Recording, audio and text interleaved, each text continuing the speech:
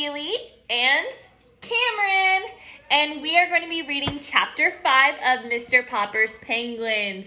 We're so excited! Chapter 5, Troubles with a Penguin.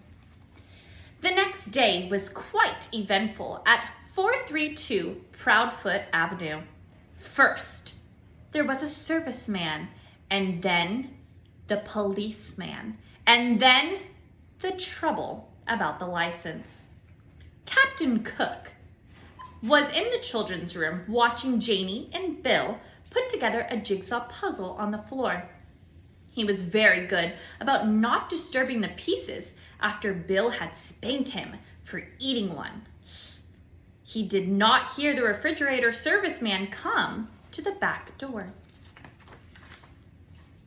Mrs. Popper had gone marketing for canned shrimps for the Penguin so that Mr. Popper was alone in the kitchen to explain to the serviceman what he wanted done to the refrigerator.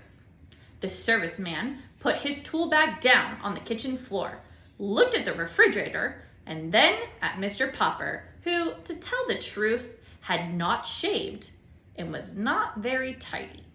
"Mister," he said, "you don't need no ventilating holes in that there door." "It's my icebox and I want some holes bored in the door," said Mr. Popper. They argued about it for quite a while. Mr. Popper knew that to get the serviceman to do what he wanted, all he had to do was explain that he was going to keep a live penguin in the icebox and that he wanted his pet to have plenty of fresh air, even though the door was closed all night. He felt a little stubborn about explaining it, however. He didn't want to discuss Captain Cook with this unsympathetic serviceman who was already staring at Mr. Popper as if he thought Mr. Popper was not quite right in the head. "Come on, do what I said," said Mr. Popper. "I'm paying you for it." "With what?" asked the serviceman. Mr. Popper gave him a $5 bill. It made him a little sad to think how many beans he would have bought for Mrs. Popper and the children. The serviceman examined the bill carefully, as if he didn't trust Mr. Popper too much. But at last, he put it in his pocket, took a drill from his tool bag, and made 5 small holes in a neat pattern on the refrigerator door. "Now," said Mr. Popper, "don't get up. Wait a minute. There's one more thing." "Now what?" said the serviceman. "I suppose now you want to take the door off its hinges to let it in a little more air. Or do you want me to make a radio set out of your icebox?" "Don't get funny," said Mr. Popper indignantly. "That is no way to talk. Believe it or not, I know what I'm doing. Having you do. I want you to fix an extra handle on the inside of the box so it can be opened from the inside of the box." "That," said the serviceman, "is a fine idea.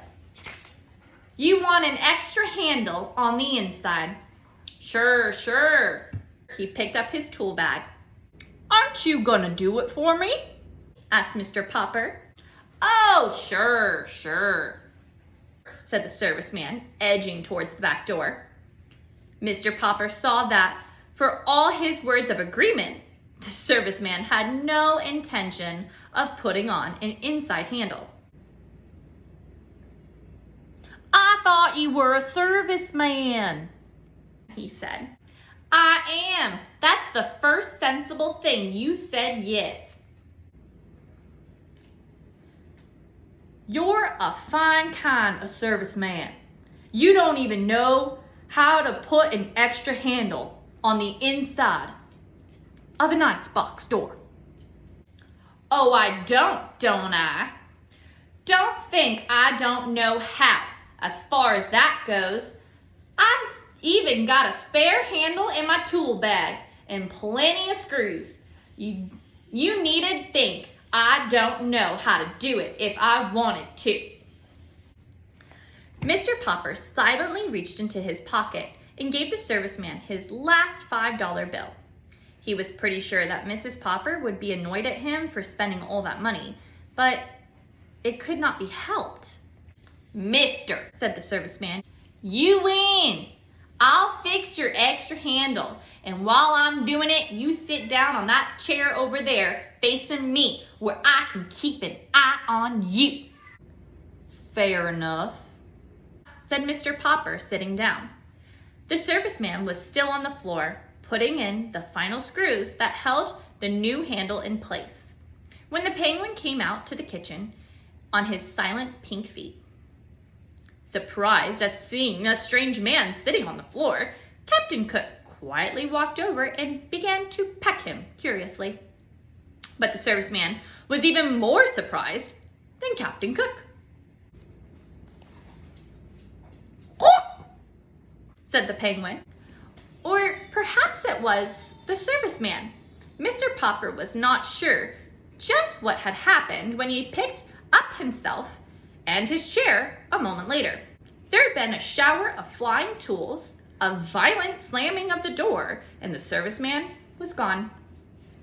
These sudden noises, of course, brought the children running. Mr. Popper showed them how the refrigerator was now all remodeled for the penguin.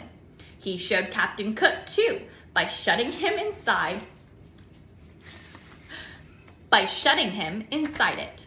The penguin at once noticed the shiny new inside handle and bit it with his usual curiosity. The door opened and Captain Cook jumped out. Mr. Popper promptly put Captain Cook back inside and shut the door again to be sure that the penguin learned his lesson. Before long, Captain Cook became quite skillful at getting out and was ready to be taught how to get inside when the door was shut.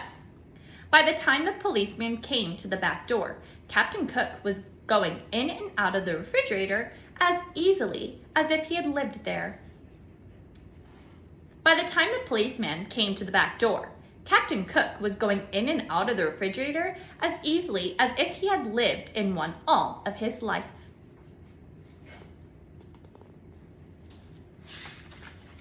And that is the end of our chapter. Thank you guys so much for reading with me, and I hope that you enjoyed my book reading, and have a great night.